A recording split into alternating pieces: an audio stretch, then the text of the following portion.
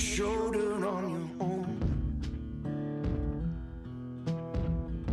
Here's hoping you haven't made up your mind. I know this world can be so unkind.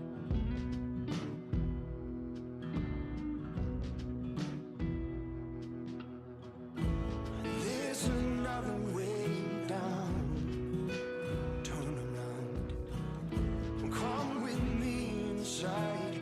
Listen to the sound of my voice. It's alright. It's okay. You're gonna live to fight another day.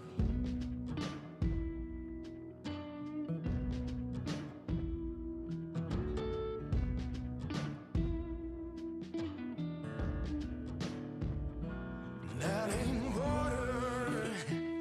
I know you're desperately waiting for me to show up for this show. I'll be with you in just a minute or two, folks. Just sit tight.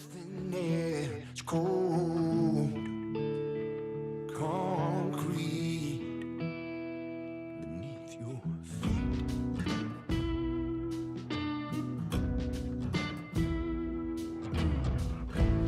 There's another way down. Turn around and come with me inside. Listen to the sound of my voice. It's alright. It's okay. You're gonna live to fight another day.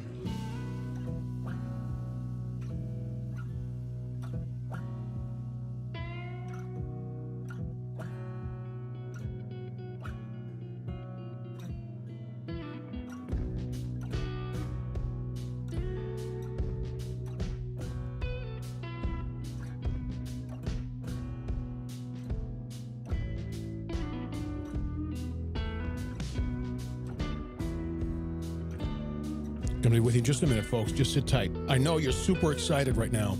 You're like, oh my God, here he comes, here he comes. I get it. Everyone has that reaction throughout my entire history of broadcast. Everyone's so excited for me to show up, but I just need you to wait for 2 more minutes.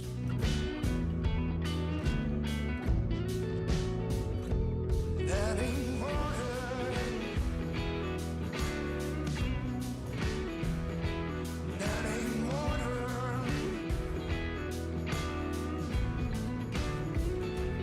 That ain't water.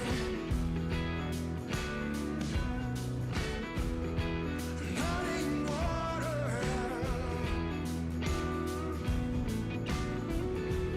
That ain't water.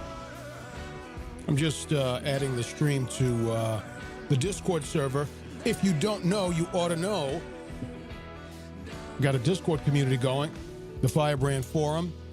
The link is everywhere, especially if you're seeing this on YouTube or anywhere else. Come join me on Discord, man. It's hot.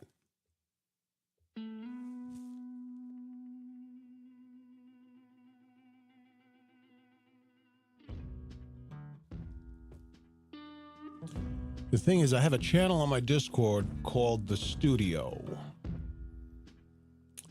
I'm not sure if that's where I should put this stream. Maybe I'll just stream. On a ledge. This whole world pushed you to the edge. Let's try that. Nobody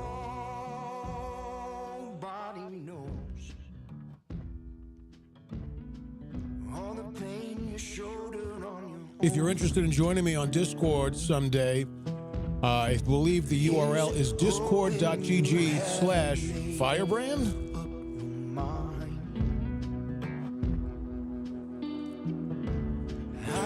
Let's see. This world can be so unkind. Discord.gg/Firebrand. Come and be a part of the crew. Join the Firebrand forum on Discord. And I think you'll be happy that you did. Be with you in 60 seconds. 60 seconds. Listen to the sound of my voice. It's alright. It's okay.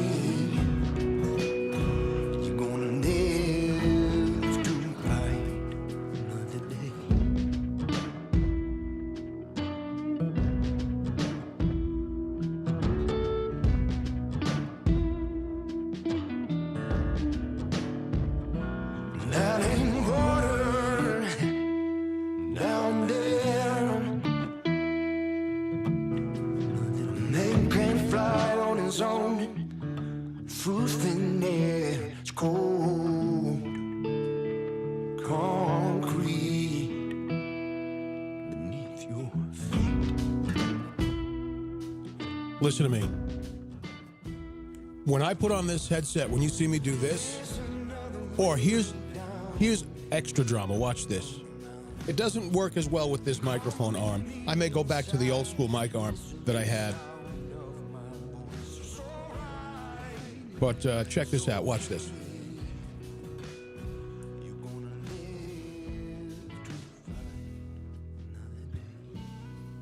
Once you see that, that's like a United States Marine locking and loading. You see the headset come on, bring the microphone in front. It's a U.S. Marine locking and loading. You better look out, man. Giving the devil two black eyes, because that's what Catholics do best. In the name of Jesus, let's get rolling.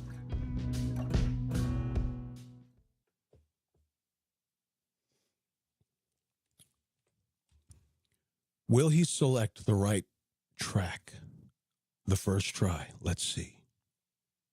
Yes!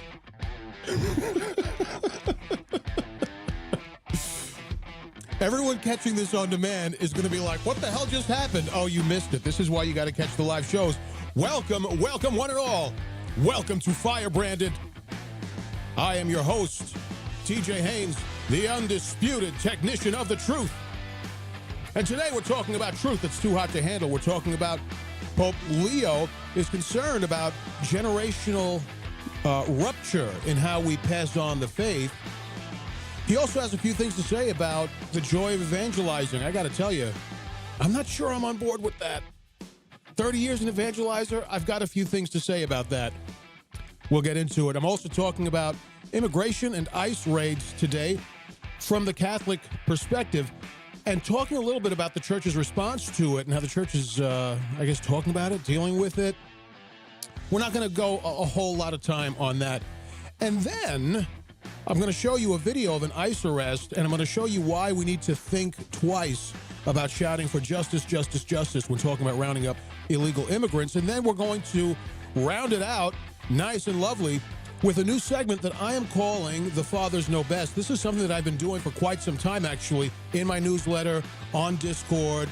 And I thought, boy, this would make a great podcast segment, The Fathers Know Best. Which father are we talking about today? We'll be talking about St. Augustine. We're talking about truth and understanding. What does Augustine have to say about that? And I'm going to share with you my own little reflection on that. I'll tell you this, my friends. Knowledge is not understanding. Knowledge is not understanding, and without understanding, you cannot have wisdom. We'll talk about that at the bottom of the show. This recorded live January 31st in the year of our Lord 2026. Thank you, Catholic Church. Wow. Holy cow. This is going to be a great show. I can tell. Do you know why? Because the opener was hot like fire. And then I did my whole intro in perfect sync with when that opening track ended. Can you believe that? I don't think I've ever done that before in my life. Holy cow, this is going to be a good show. And I want to thank you for joining me, those of you catching me on YouTube and on X. Very happy indeed that you're joining me. Listen, I have to tell you, I have a strange love affair, an on again, off again love affair with X. I really, really enjoy the platform. But for a long time, the platform hasn't done anything for me in terms of its utility as an evangelizer, or as a tool for evangelizing, and it hasn't done much for my growth, as a broadcaster, as a podcaster. But I've decided I still had the account, but I was not posting to X for a while, and I decided let me just post just because I kind of enjoy it, and I post all kinds of stuff. There's like no rhyme or reason to what I post. I just post what captures me. Sometimes it's politics, sometimes it's religion, sometimes it's spiritual insights. If you're not doing so, please follow me on X. You can follow me all over socials at Real TJ Haynes, but I've been very active on X. Second to that, I'm fairly active on Instagram, and then I'm on the others too, but I don't post to them that aggressively, But follow me on X, because I'm also posting like short articles on X, and then I post longer versions of those articles on CatholicFirebrand.com. That's this podcast's headquarters, CatholicFirebrand.com. You can also subscribe with your email address. It's free, and I don't abuse your info, CatholicFirebrand.com. So I post short articles on X. I'm posting to X pretty frequently every day. I also have been doing X Spaces. Really, X Spaces is supposed to be like, let's gather together and have a conversation, but no one engages with my stuff, so there's nobody to invite to have a conversation. So usually the way I do that is I do X Spaces sort of as like a mini podcast. So, I don't know, you might want to get involved. Real TJ Haynes on X. I really hope you join me. Make it more worthy of my time. But I do enjoy it. So, you know, I get like almost zero engagement. I get like zero growth. I lose more followers than I gain. But it's okay. I'm enjoying it. So check it out and join me there. Also, consider subscribing to CatholicFirebrand.com. I don't do anything with your information. I just use that to send you updates of new articles, new episodes, bonus features that you only get as a subscriber to CatholicFirebrand.com. You get hand-delivered. You get a link to the Discord server, and you can be a part of the crew that way, too. CatholicFirebrand.com. All right, let's get on with it. So, you folks probably are not aware of this, but I did a little podcast on the immigration crisis just this past week. It was a it was an X Spaces session. So I'm not going to harp on that too much here, but I am going to touch on it, the immigration crisis, just a little bit. I'm going to do it fast and furious. That's why I'm doing it first. It's not going to be the heaviest thing that we cover. This, published today by EWTN News, ICE enforcement debate is a matter U.S. Church simply can't avoid. Archbishop Coakley says the faithful should ask God's grace and God's presence as we address very difficult and challenging situations on the ground, said Coakley. I'm not going to read you the whole article, by the way. I'm just going to read a little and then give you my thoughts. And I'm going to roll a video, something that I talked about in last week's X Spaces session on immigration, but today I'm going to show it to you because now this is video. It's not audio only, so I'm able to show it to you. Written by Teresa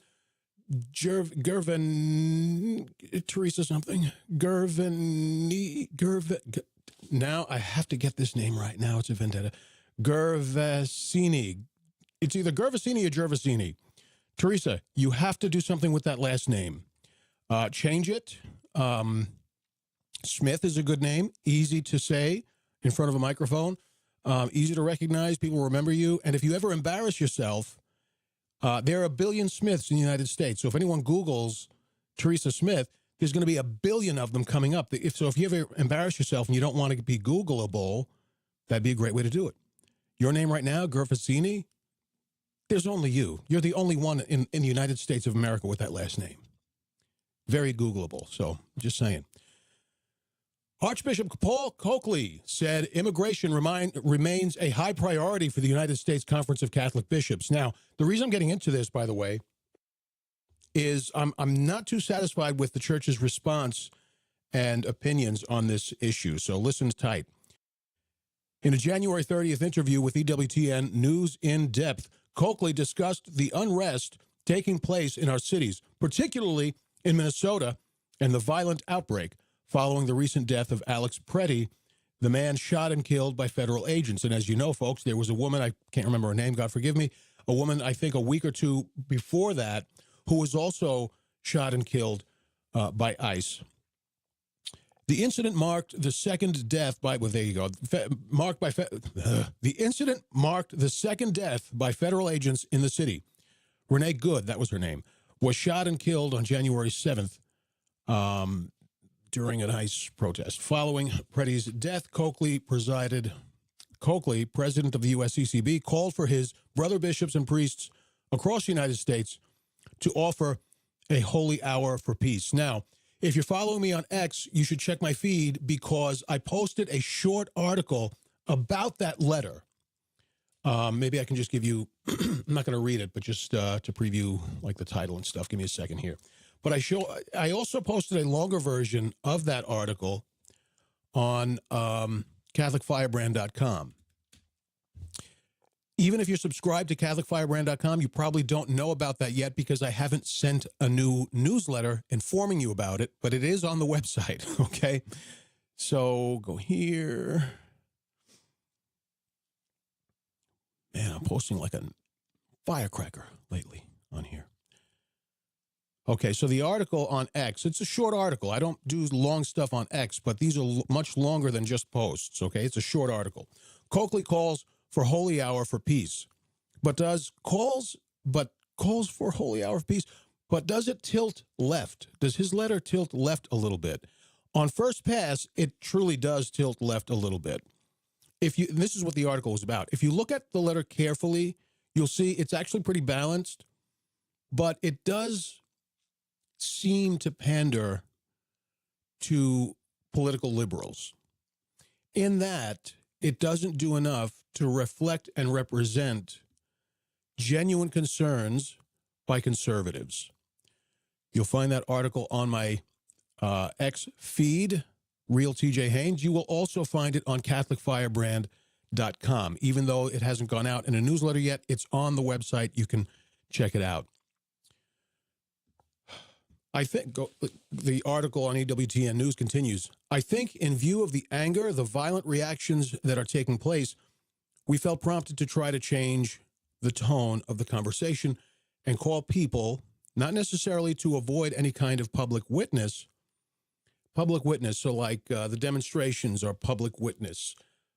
Even if you're in support of ICE within reason, from a Catholic perspective, that is also public witness, right? Call people not necessarily to avoid any kind of public witness, but really to call people to give witness by prayer. Very important.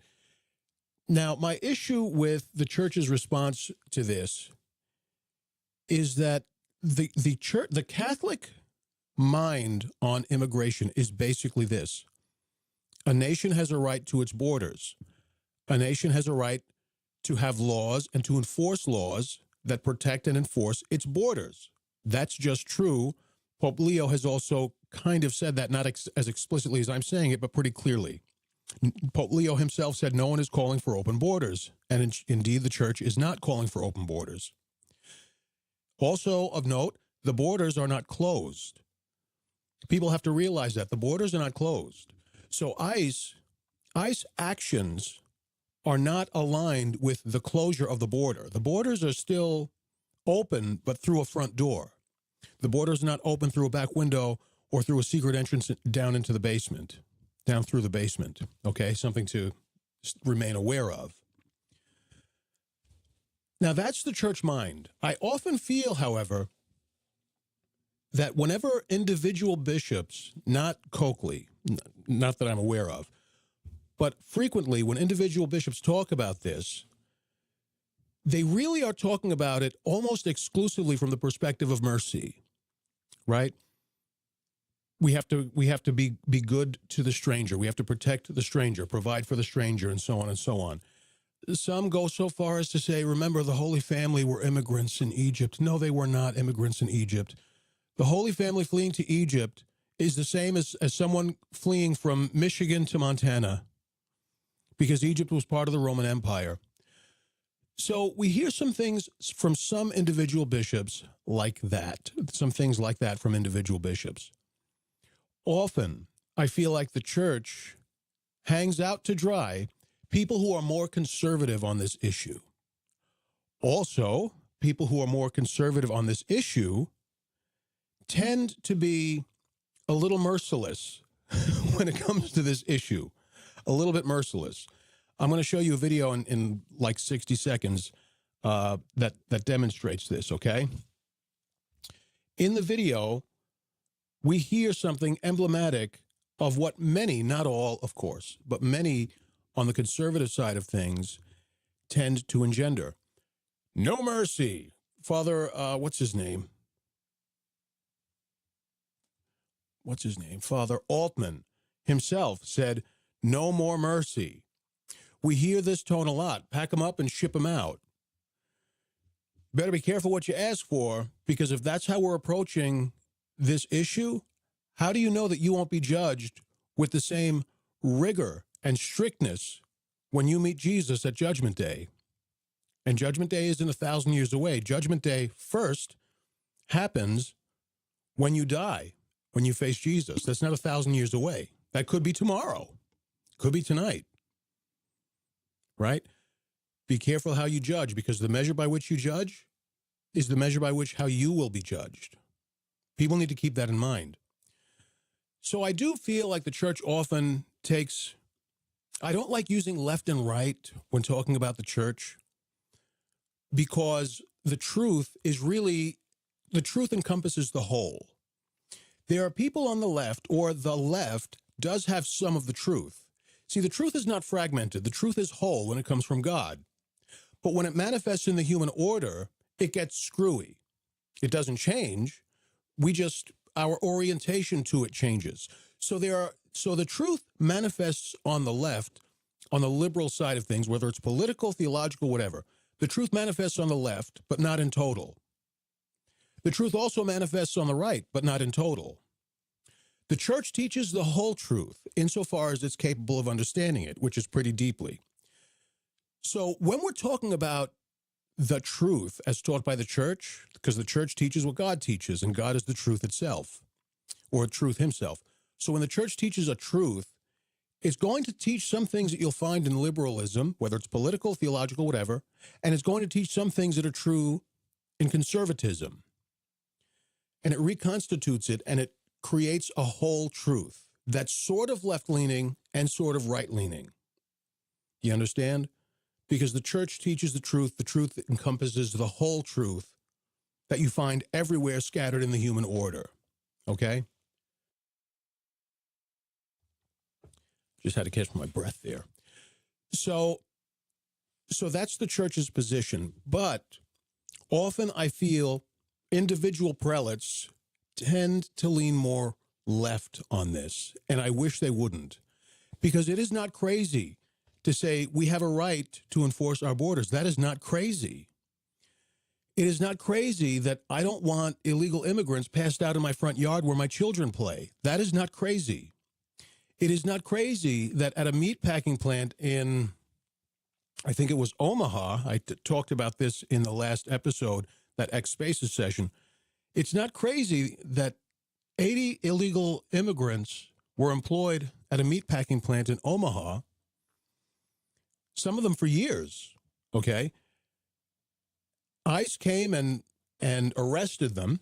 That doesn't mean 80 people got deported. It just means 80 people were arrested. Some were deported, some were processed, and some were released after processing. The next day,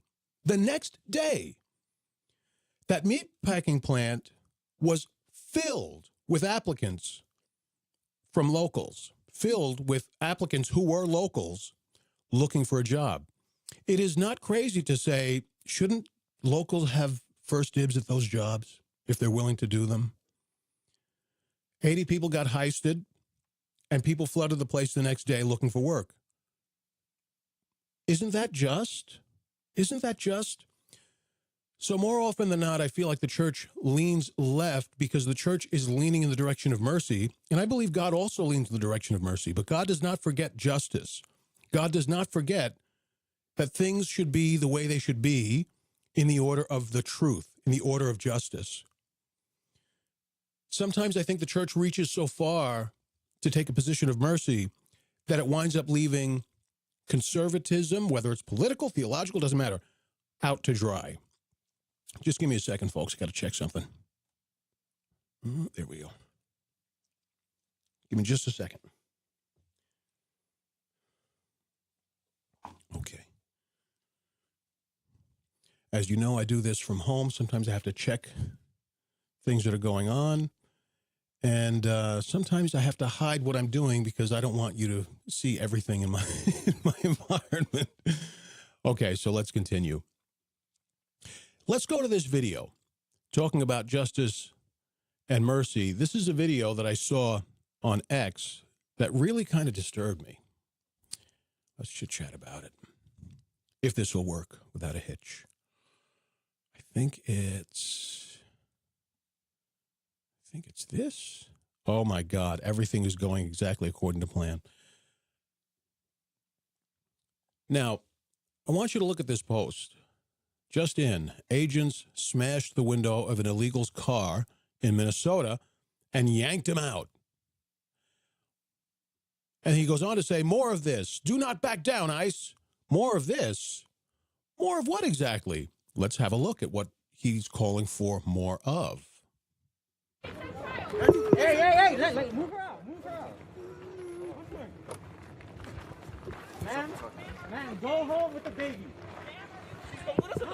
So those of you catching the audio only, this is an ICE arrest. They're taking somebody out of the car. There's a woman with a baby in the back. She's the wife of the man who's being arrested, and he wants, whoever's in charge of this arrest, he wants the woman to go home. There's a photographer taking photographs. There's the woman crying and pleading with the guy. She says in Spanish, it's either sir, why, or Lord, why. She blesses herself as she's saying it, so she might be saying Lord, why. This is the ICE agent smashing through the window or pounding at the window.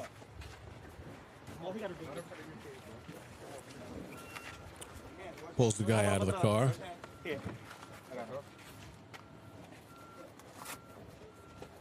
Stay right there. Now, this is a second character they pulled out. So there were two guys in there that they were arresting. Those are whistles and warning signs that anti-ICE people are blowing to warn illegal immigrants that ICE is on the job.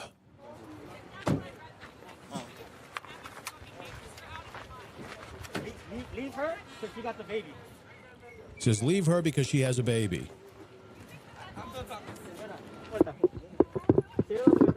Now listen. He says, close the door. Close the door. She says, I'm going with my husband. Hey, put him in the car. Don't let her. Put him in the car. What are we doing? You're taking him to Whipple. And give me his ID. Hey, move her out. Move her out. Okay, so they're trying to process this guy. They're looking for his ID. She's trying to get into the car that they've taken her husband into, but they won't let her.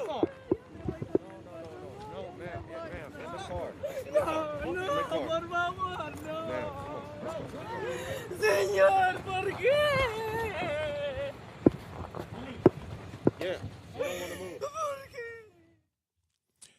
I mean, it's pretty heart-wrenching. Whoop, wrong one. It's pretty heart-wrenching stuff, right? Let's see. Am I going to get this wrong? Oh, my God, I got another thing right. It's unbelievable. I'm really on the job today, man. It's pretty heart-wrenching stuff. Now, truth or justice is applied, there is always pain. That's something you have to be aware of. Whenever truth or justice is applied outside of yourself or within yourself, in your life, in your heart, in your soul, whenever truth or justice is applied, there is always pain. Whenever you punish your children, there is pain, but it's intended to lead to an ultimate good, right? But that's important to remember. Whenever truth is applied, there is always pain if you're on the wrong side of the truth. It's true within yourself, and it's true when truth is applied outside of yourself, anywhere else, in the human order, in your home, whatever. So we have to keep that in mind, that just because the truth brings pain, that doesn't mean we avoid it. The truth has to be made manifest. Justice, order, and so on. But think carefully. When it comes time for you to be judged by the Lord, how much of that truth do you want him to manifest in your judgment? A little? A lot? How much truth do you want manifested? Or would you rather that he come with mercy first? Would you rather that he even maybe forget justice altogether? We have to keep that ethic in mind when we are applying truth in our own lives, in the lives of others that we're responsible for, in our household, in our communities. We have to keep that in mind. Again, going back to the example of punishing your children, I would rather not punish my children. But if I don't, they go way off the rails. Children are only children for a little while. Eventually, they're going to be grown-ups. And I've been telling them this since they were very, very young. I'm not raising you to be good children. I'm raising you to be good adults. You just haven't gotten there yet. And sometimes, so when I started telling this to my oldest, he might have been 7. So that was about the age range that I started dropping this knowledge on my kids. Sometimes, see, I'm not raised, so I would say something like this. I'm not raising you to be a good child. I'm raising you to prepare you to be a good preteen. And then I'm going to be preparing you to be a good teenager. And then I'm going to really start preparing you to be a good man or a good woman. I'm not teaching you to be good at who you are now. I'm preparing you to be good at who you're going to be, who you're supposed to be, who you are meant to be. We have to keep that in mind whenever we apply justice or ask for justice or truth to be applied in ourselves, in our homes, and so on. So this woman's breakdown is heart-wrenching. What's the response to that? Don't arrest illegal aliens or illegal migrants or illegal immigrants? Or is there a middle ground that can be approached in response to that? Maybe if someone is here who's not a criminal, who's been working for a couple of years, they're living an ordinary American life even though they're not here legally, maybe there is more mercy that can be brought to bear there. What form does that take? I don't know. Should they be getting EBT cards? Probably not. Should they be hauled off to a jail? I would think probably not. I'm not an expert, and I don't presume to know what the middle ground is. But what I do know, from a Catholic perspective, as we apply it to local or national politics, we have to remember to bring mercy to bear. We have to remember to bring mercy to bear. Obviously, hardened criminals, you just get them out. I'm not so sure this woman was married to a hardened criminal because she was really distraught. She's truly in love with this guy she was married to who's being arrested. Was there a better way for border enforcement to happen there? In this case, it was through ICE. Was there a better way for border enforcement to happen there? And again, I mean, the answer is yes, I think so. But we have to keep this in mind, too, and then I'm going to move on. We don't know what happens to him after he's arrested. I don't think he'll be deported, but I have no idea. But it's possible also he will be processed and released, or processed and taken to court and then released. We don't know. It's not really, ICE or border enforcement doesn't have to have a one-size-fits-all. Not everyone who's arrested is deported. Many people are. So we have to keep that in mind. We have to dispel this idea, this image in our heads that, as I said in the X Spaces session, dispel with this idea that he's going to be flown over Honduras and thrown out of a plane with a parachute on his back. It doesn't necessarily go that way all the time. Okay? Something to keep in mind. All right, phase 2. Let's get to the next part of this goodness as soon as I get it up on my screen here. Rolling really nice and lovely. Why don't I play some traveling music for a moment while I get this on my screen, see if there's anybody chatting up anywhere. So far, there appears to not be anyone chatting up anywhere, which is totally okay. Just want to remind you again, follow me everywhere on socials. Real TJ Haynes, especially on X, because X is such an easy platform to post to. It's not like Instagram, which I'm pretty active on Instagram, but not as much. But on Instagram, every time you want to express yourself on Instagram, it's a visual. That takes work. It's a lot easier. And especially if you're someone like me who always has some thoughts to share, it's easier to be on a platform where you can just type it, you know? So Real TJ Haynes on socials, especially on Twitter. Listen, if you're not on Twitter, check this out. I may be the one reason for you to get a Twitter account or an X account and follow me over there on X, Real TJ Haynes. Okay, nobody chatting up a word on YouTube, nobody chatting up a word on X. That's perfectly okay. But when people do speak, I like to acknowledge them, answer whatever questions they're saying, respond to whatever they're stating, whatever. So, all right. Got that. Firebranded is available everywhere you get your podcast, by the way, folks. YouTube, Apple, Spotify, anywhere you get your podcasts, you can find Firebranded there.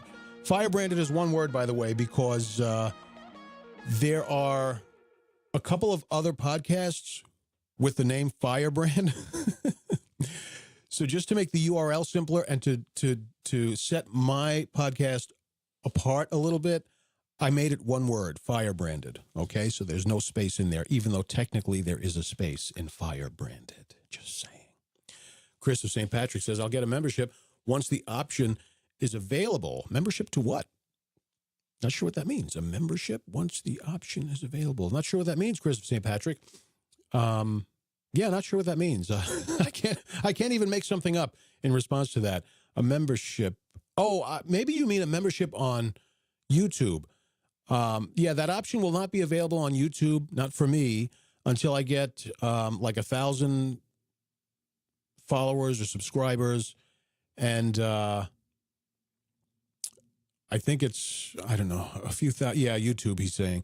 Yeah, I don't think I'm going to make that mark. I think I need over 1,000 subscribers. And I need a certain number of viewership hours. And because I'm not controversial, because I'm kind of a normal person, I'm not building followers very, very quickly, or subscribers very, very quickly. I'm not subscribers or followers anywhere. I don't build them very quickly. So if that option is ever available, it won't be for a while.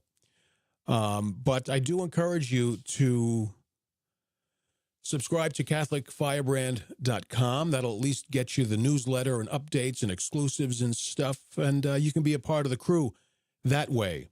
Also, YouTube takes 30% of whatever you earn. That's a big nugget, 30%. I mean, YouTube deserves some money. YouTube is providing a huge and powerful platform to do what people like me do, right? But 30% is a lot. So even if I get there, with memberships, I'm not sure I want to give YouTube 30% of my money. I think I would rather folks pay for like a $5 subscription once I turn that on, if I turn it on, which I may, but I would rather do that, for $5 a month, and then I keep 90% of that money. Yeah, 30%. Yep, it's no joke. That's a lot of money. It's a lot of money. And I would almost be okay with that, except YouTube is like a nasty boss, right? YouTube is very in your face about your content. You played this clip from a movie for 5 seconds. Or, I didn't like what you said. I'm going to deplatform you from YouTube. YouTube is like a very strict, rigid, nasty boss. If YouTube were easier to work with, and if YouTube or their algorithm, whatever, if YouTube was just easier to work with, that's not good. If YouTube were just, boy, that's so strange. What the hell's going on here? If YouTube were easier to work with, I wouldn't mind giving YouTube 30% of my money, but it's like a nasty boss. And then it takes a third of your money. Like, why should I do that? All right. Hopefully this stream is still going, because I am having a couple of problems here. Hopefully the stream is still going, but I am recording it locally, so I'm not really losing anything. So I guess that's good. All right, let me move on here. Sorry for the delays, but at least I got to chit-chat with a fan, which I really love doing. Okay, we did the video. We did the article. Oh, this one. Let me see if I can move this over here. Let's talk about this article. Pope Leo to the Dicastery for the Doctrine of Faith says, this is a paraphrase or a soft quote, let's rediscover the joy of transmitting the faith. Here, the Pope is talking about a concern that he has that we're not passing on the faith from one generation to the next as effectively and as efficiently or at all as we had been doing in the past, in the history or the modern history, the recent history of the church. So if you just give me a second to unscrew this. I think that's here. No. Wait, here? Yes. Okay. So let's go ahead and dive into this. Again, I'm not going to read the whole thing. I'm just going to read the most important parts, and then we're going to talk about it. Okay? All right, that's about as good as it's getting. Pope Leo to DDF, Dicastery for the Doctrine of the Faith.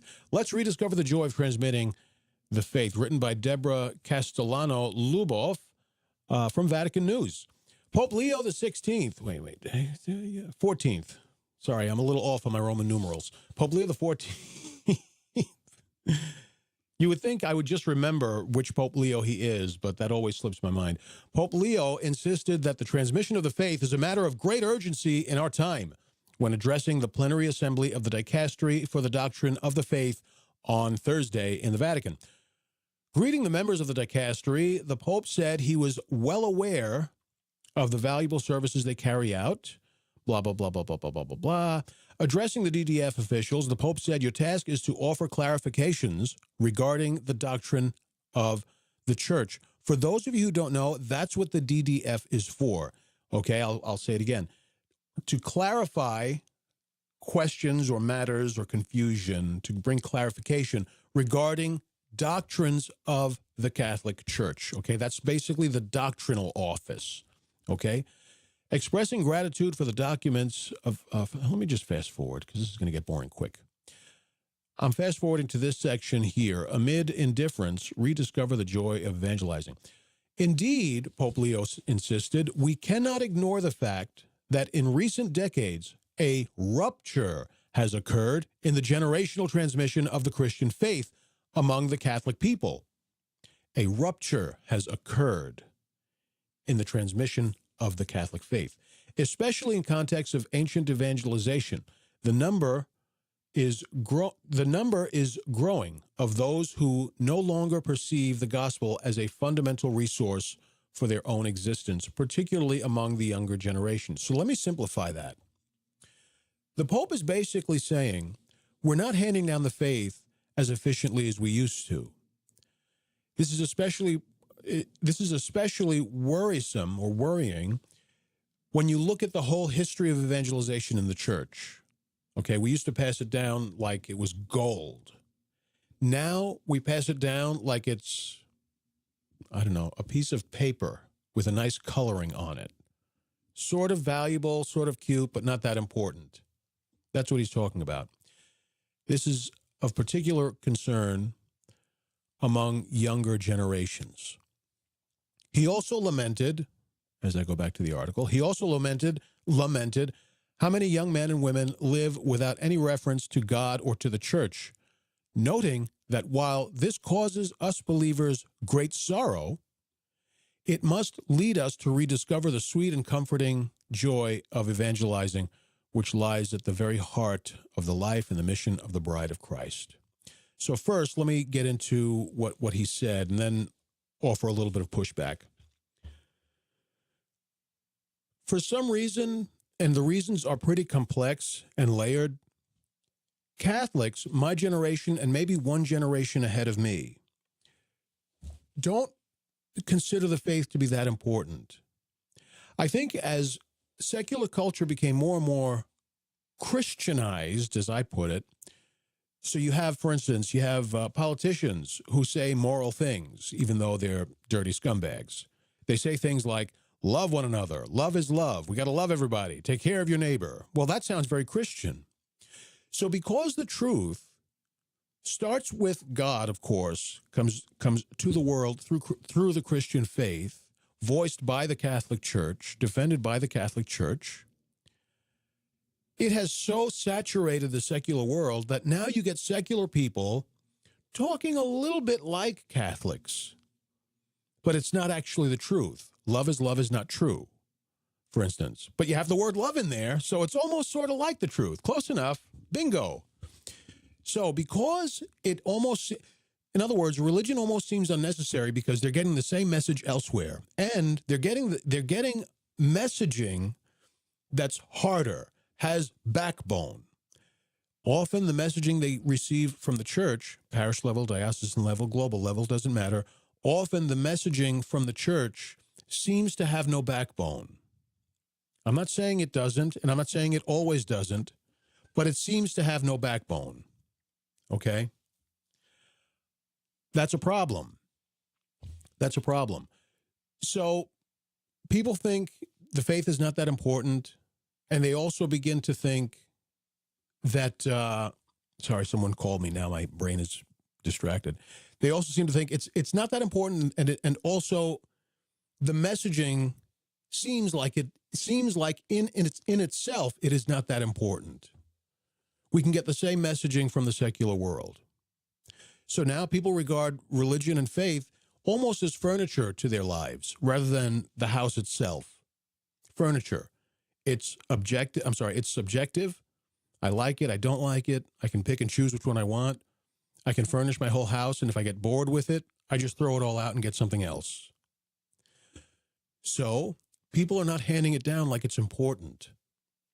This is particularly true depending on where your family is from, okay? American families, right? The tradition of American families is going to be different from the tradition of Irish families or German families, that sort of background, okay? If you were raised by traditional Irish parents, they handed down the faith. Oh boy, did they hand down the faith. German parents, less so. Polish parents, absolutely. Spanish-speaking nations, it's hit or miss, you know. So that's the problem the church faces. My pushback, though, is this. This causes believers great sorrow. Rediscover the sweet and comforting joy of evangelizing. I have to tell you, as an evangelizer for 30-plus years, you know what's really sweet and comforting? Not evangelizing. I took about a year. It had to have been a little bit more than a year, but I took some time off from evangelizing, like completely. No broadcasting, no writing, no parish work, no diocesan work, nothing. And boy, was that relaxing. I felt so refreshed. I was much more dialed in spiritually. It's hard work. Now, the Pope is not talking strictly about what I do. The Pope is talking about evangelizing with your life, living good Christian lives, evangelizing by handing down the faith to your children. My point, though, is sometimes that isn't very joyful. Sometimes it's hard. Have you ever tried to teach your children to pray the rosary? Isn't that fun? The pushback you get, the annoyance, the whining, doesn't matter how old they are. That's a discipline to build, and it's a hard discipline to build. It isn't always joyful, evangelizing. There are some aspects of evangelization that are joyful.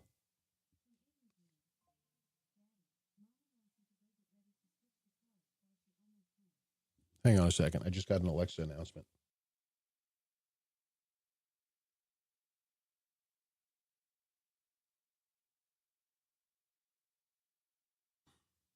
I'm going to have to take a break because my wife needs me to tend to something.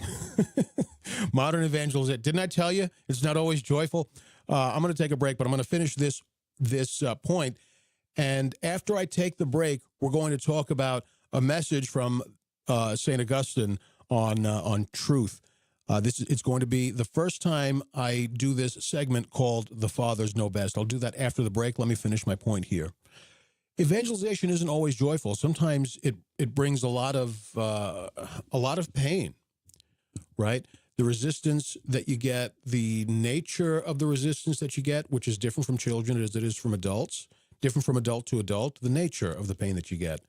It's often very inconvenient, and it's hard to do because it challenges you, challenges your mind. How do I teach this? How do I convey this? How do I share this? Challenges your patience, challenges your time.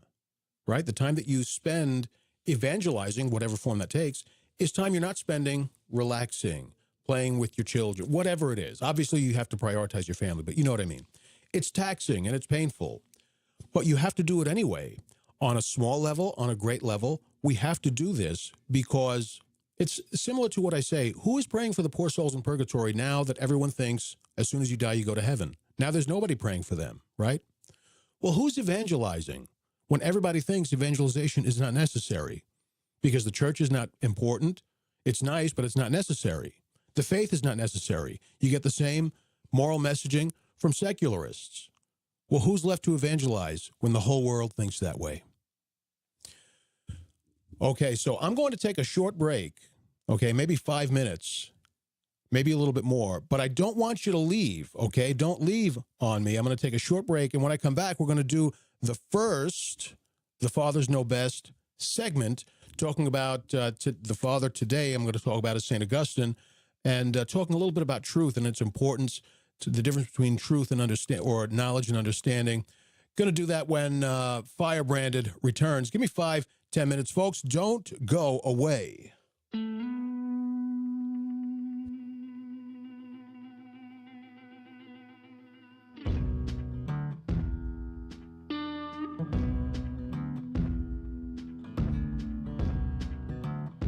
I did not think that was going to work. Be right back, folks. 5 minutes or so.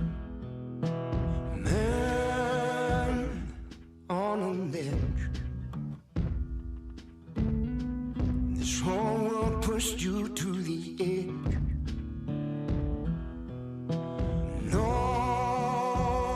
Nobody knows all the pain you shouldered on your own. Here's hoping you haven't made up your mind. I know this world can be so unkind.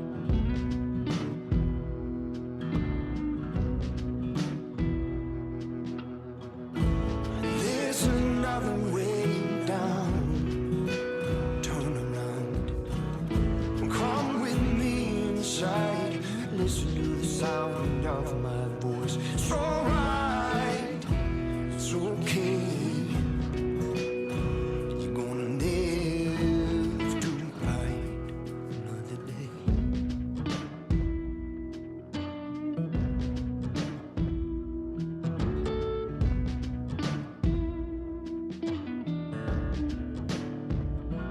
That ain't water down there. A man can't fly.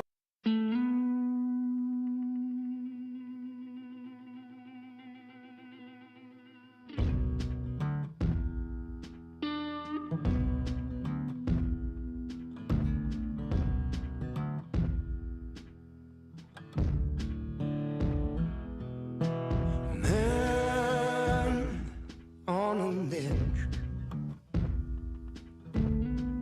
This whole world pushed you to the edge. Nobody knows all the pain you shouldered on your own. Here's hoping you haven't made up your mind. I know this world can be so unkind.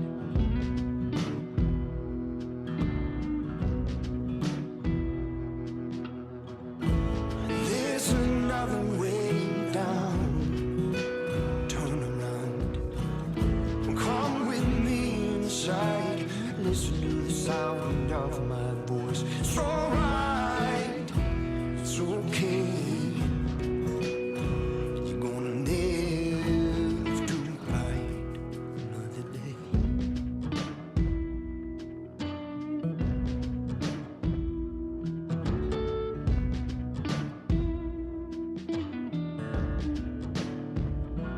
That ain't water down there. A man can't fly on his own through thin air. It's cold concrete beneath your feet.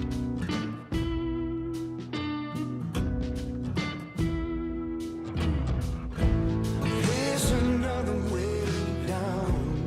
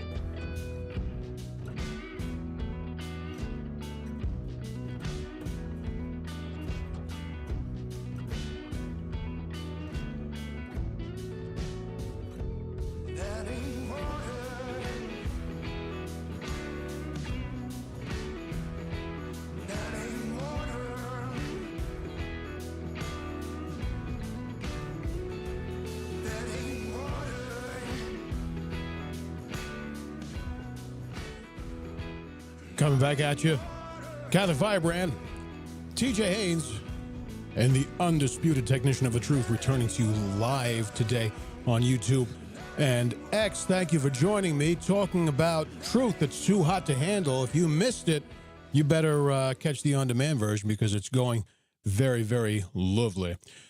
So the last thing I want to cover with you today, and by the way, thank you for your patience with me as I dealt with that distraction.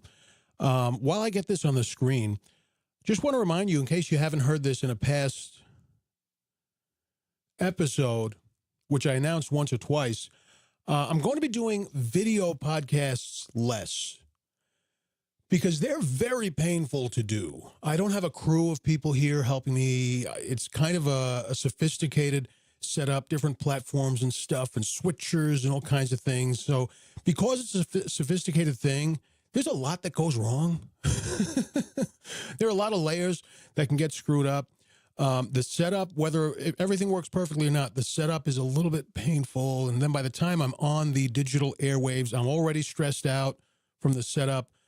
So maybe I'll do video once a month, maybe twice a month. I'm going to more regularly do audio-only podcasts, okay? The audio-only podcasts I started the other day, adding those. So you can get the audio-only version in the whole podcasts tab thing here on my YouTube or there on my YouTube channel, Catholic Firebrand on YouTube.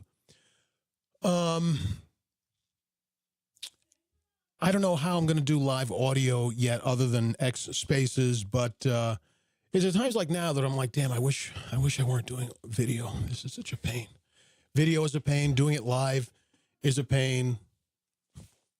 I have to wonder if people are hearing the shouting going on downstairs in my house. It's just a pain. So, so if you really want to stay on top of everything I'm doing, live stuff, on-demand stuff, video or audio or both, whatever, do please check out CatholicFirebrand.org. Sorry, I don't know why I said that. CatholicFirebrand.com. CatholicFirebrand.com. And you'll get, because when you subscribe there, you'll get notifications of different things that I'm doing. And it's not going to be frequent. It's not like I send out an email every day. It's not like that at all. You get notifications of the new episodes, new things that I've written, stuff like that. Announcements, obviously. Stuff like that. CatholicFirebrand.com. Where am I going to be doing live audio, if at all? When am I doing the next live video?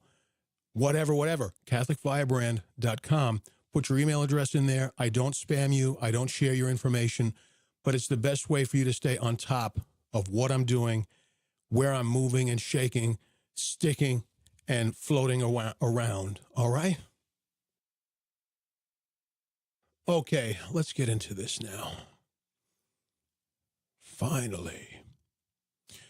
So this is a little thing that I call The Fathers Know Best. I used to do this regularly, I think like once a week, in my old newsletter. And I don't know, maybe I'm the kiss of death. I don't know. But every time I sent out a newsletter, I lost a bunch of subscribers to the newsletter. I don't understand. But it didn't take off. I also do this in a channel on my Discord server, discord.gg/firebrand. I also do that on a channel on my Discord server. But my perception is people didn't care about it that much, which is okay. Just because I think it's cool doesn't mean other people are going to like it. I was going to remove it from my Discord channel today, and I thought, you know what? I've got a great podcast segment here staring me right in the face, and I never even realized it. The Fathers Know Best. So I'm going to make this a regular, maybe every time I podcast, I'm going to do a segment like this. Okay, The Fathers Know Best. And here is basically what that is. Each segment is centered around a theme, a church father who has said something about that theme, and then my reflection on what the church father said and my own spin on it. Okay, The Fathers Know Best. So this is the first time I'm doing this as a podcast segment. I don't know why this idea never struck me before. Okay. I may also start posting these as short articles on X. I don't see why not. I used to make this a Discord exclusive, but I don't think the Discordians over there who are on my server, I think some of them might like it and some of them are like, oh, I don't know. So maybe I won't do it as an exclusive on Discord. Maybe I'll also start posting it to my X articles and also including it as write-ups on CatholicFirebrand.com so you can be sure not to miss them. And I really want to encourage you to follow me on X because I'm active all over the place there. Real TJ Haynes on X. Okay. Rather than show this to you, I think I'm just going to read it, okay? Try and make my life a little easier as I round out the bottom of this show. This one is called Truth Matters, Preference Doesn't. Now, if you're catching the video, or even probably in the audio, you'll be able to catch this. It sounds like I'm reading, because I am. Mostly I'm going to be reading this, okay? Truth Matters, Preference Doesn't. Let's start with some truth bombs from St. Augustine of Hippo. Believe that you may understand. Do not seek to understand that you may believe. Sermon 43 by St. Augustine. Believe that you may understand. Do not seek to understand that you may believe. This is especially important in modern church culture, modern Catholic culture, because a lot of people want to understand before they assent, before they believe, before they agree. They want to understand first. Well, that's not evil, right? And that's not stupid. Oops. There we go. It's not evil and it's not stupid.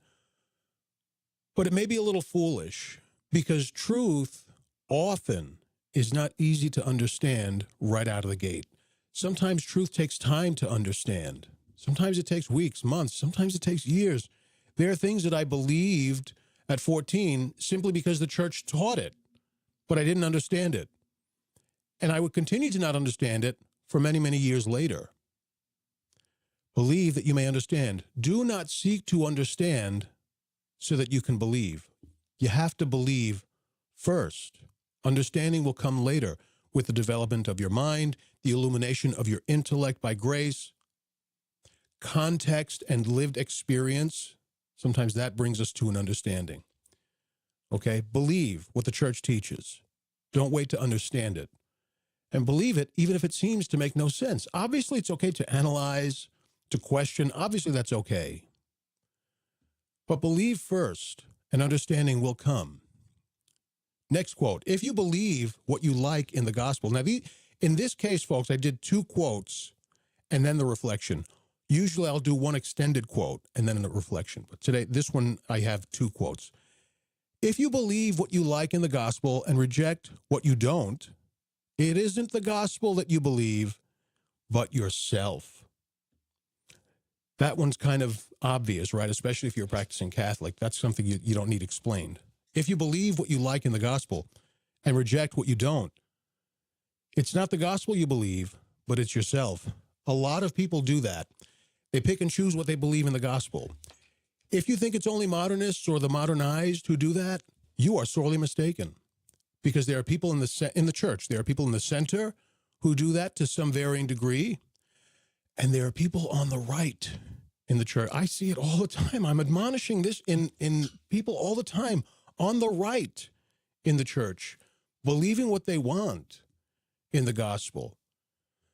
Justice, justice, justice. Pack them up and ship them out. You're believing what you want in the gospel. You're not believing what the gospel actually preaches. Anyway, let's go on to the reflection. Augustine is saying that when preference takes the lead and truth is put in the background, the result isn't understanding, it's self-confirmation. What you have there is not understanding. It's merely self-confirmation. It's a rejection of truth, and it's a rejection of reality. Ideologues are famous for this, whether political or religious. For instance, in politics, we don't ask, is this true? We ask, who said it? Who said it? If it came from someone on our side, then it's believed without scrutiny. If it came from someone on the other side, it's dismissed before it's even considered. Isn't that true, folks? Facts don't change minds. Tribal alignment does. It's not uncommon that you find something that the liberals hold true and defend that the conservatives have been saying for generations. But the liberals get it wrong. The reverse is true too. Some things that were held true in political liberal circles for generations that now conservatives slowly but gradually adopt, but it changes. Sometimes it becomes more true, and sometimes it becomes less true, right? Tribal alignment changes minds. Facts do not in the world of politics, right? So in other words, what we're getting from Augustine, how do we apply that to, in this case, politics? Now, how do we apply it to Catholic life? Check this out. I wonder if I can show this to you. Nope. I have a range of buttons and things here. Sometimes I'm not sure which does what right away. There we go. Sometimes I don't do these every day, so I forget which button is doing which. Okay, anyway. Now we're getting down to here in Catholic life.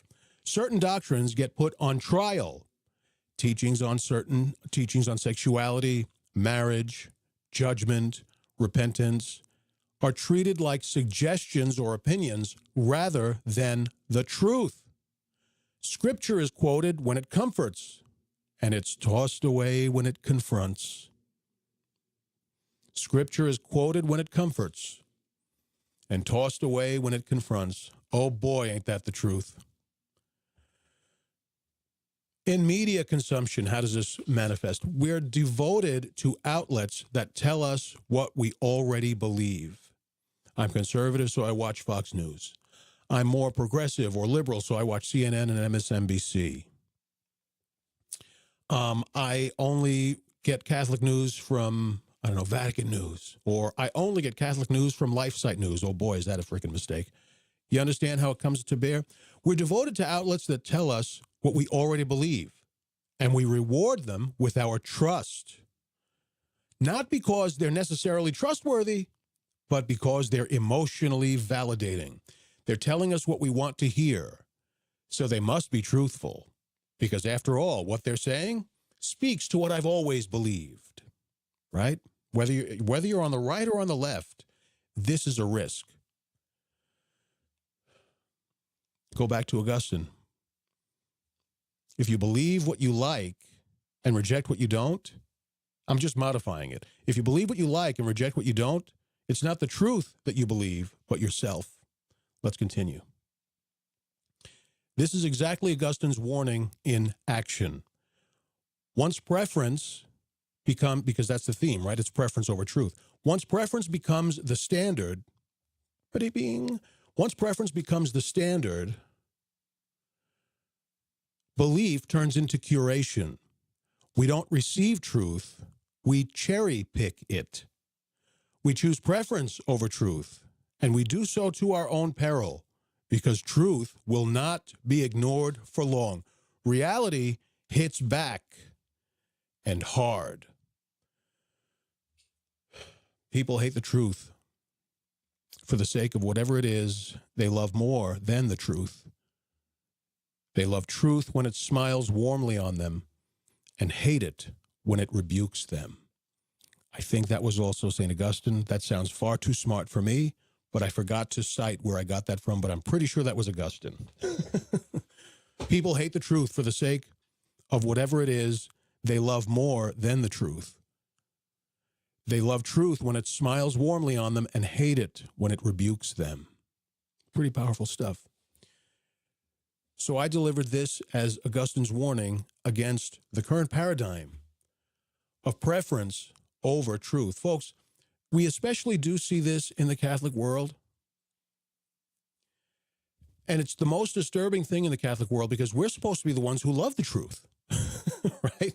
That's supposed to be our thing. That's our superpower. We love the truth. But I can tell you, when you're an evangelizer, you have a lot of interactions with a lot of different kinds of people in the church. So as an active evangelizer, you do have a real deep and clear understanding of what's out there, right? And I'm not saying I'm the only one. Obviously, I'm not. So I can tell you, this is kind of spreading like a wildfire that Catholics have preferences. And they love those preferences more. Not all Catholics, of course. They love those preferences more than they love the truth. And that becomes a problem because if you are unable to see the truth, right? And if you are unable to recognize it on your own or unable to see it when someone presents it to you and shows you why it's true, if you're unable to receive the truth, you're going to be unable to grow in holiness. Because growing in holiness means becoming more like God, and God is truth itself. God is truth himself. Above and beyond that, something that I said in, also I think this was an X Spaces session where I said this, the Antichrist will fool many. If we are unable to discern truth, if we are unable to look at something that looks so much like the truth, but it isn't, but we look at it and we're unable to see that's not the truth, it's a lie, it's a falsehood. If we don't have that faculty, or that facility rather, if we can't see the truth, the Antichrist will be able to fool us very easily. Now, maybe you won't be around when the Antichrist shows up. Maybe you will be. But your children, maybe they will be. Your grandchildren, maybe they will be. If you don't have this skill for identifying the truth and separating it from a lie masked to look just like the truth, if you do not have this skill, you will not have it to pass on to your children, to your grandchildren, to your neighbor, to whoever it is that's in your care. You cannot pass on what you do not possess. Pope Leo is concerned about this generational rupture in handing down the faith. I will broaden that to another problem, a generational rupture in handing down the tools it takes to grow in holiness and to become superheroes in virtue. Take it to the bank, because your brother will never lie to you. And that, my friends, is the fathers know best. Although I got to say, it's looking a little bit like T.J. Haynes knows best, because I think I one-upped St. Augustine there on that one. No, just kidding. I can't one-up anybody. I'm really pretty dumb. So when I say things like that, I want you to know I'm joking. I don't really believe those things when I say things like that. Okay? So before I close out this episode, I want to remind you one last time. In fact, I want to beg you. In fact, I want to threaten you. Follow me on socials at RealTJHaynes, and check me out at CatholicFirebrand.com. Throw your email address in there, man. It's free, and I don't abuse your information. The thing is, the internet is based on algorithms. The only way to reach you these days, it's not like the old days where Google search could, introduce you to someone's work pretty easily. It's not like that now. It all comes down to the algorithm. And the algorithm is not friendly, number one. And number two, every platform, everything that uses an algorithm, X, YouTube, Instagram, TikTok, anything that uses an algorithm, it's very, very saturated. It is super, super saturated. So now you're really competing for attention, and the competition is very, very tight. Very super tight, especially as a Catholic broadcaster.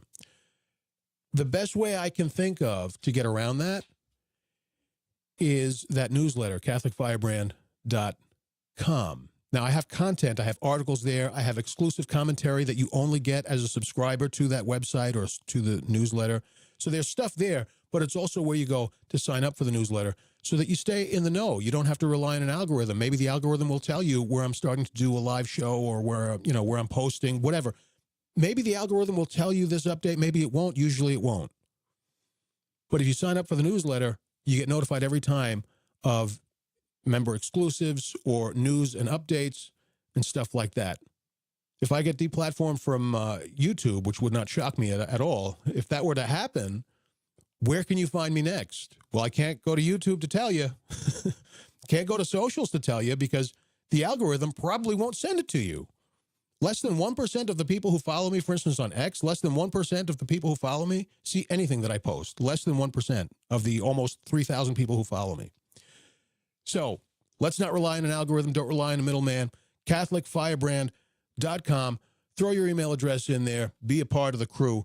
And definitely consider checking me out and following me everywhere on socials, Real TJ Haynes.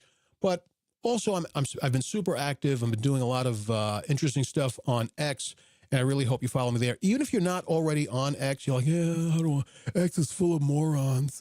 X is full of mean people. All that is true. But it's not as bad as Threads. But if all you do is you sign up for X just to keep up with my stuff, believe me, I'm going to make it worth your while. Real TJ Haynes, all over on socials. I'm super active on X. I'm still fairly active on Instagram, but I'm also present on all the others, and I post to those on occasion as well. Check out the Discord, discord.gg, discord.gg/Firebrand, and be part of the crew, man. Be a part of the family. Okay, I think you'll dig it. This has been an episode of Firebranded, and I am a wiped out TJ Haynes, the Catholic Firebrand himself. Thank you for joining me today. Check me out everywhere on socials at Real TJ Haynes. Be a part of the crew. Go to CatholicFirebrand.com. And I'll see you on the next one. Thank you all for joining me. God bless you. And God be with you all. TJ Haynes signing out of here. Bye-bye. All the pain you shouldered on your own. Here's hoping you haven't made up your mind. Does anybody in the chat room here on YouTube, because that's the only place people are present, does anyone have any questions that you'd like me to address? This is not going in the on-demand version. That's why I did like that soft fade and stuff. But I am still here, and I will linger for a minute or two or 5 or 10 if you guys have any questions or something you want me to address, questions about the faith, advice, whatever. I'm just going to chill for a minute or two and give you the opportunity. Don't ask something just because you feel bad for me. If you don't have anything to ask, that's okay. But I'm making myself available in case you do. You want advice, you have questions about the faith, whatever.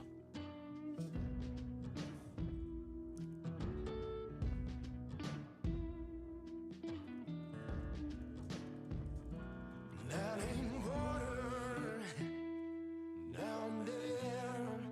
A man can't fly on his own. Through thin air, it's cold. Concrete beneath your feet.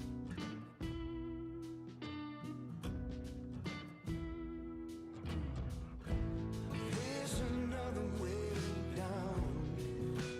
Turn around and come with me inside. Listen to the sound of my voice. It's alright. It's okay. You're gonna live to fight another day. Wow, I can't believe that worked.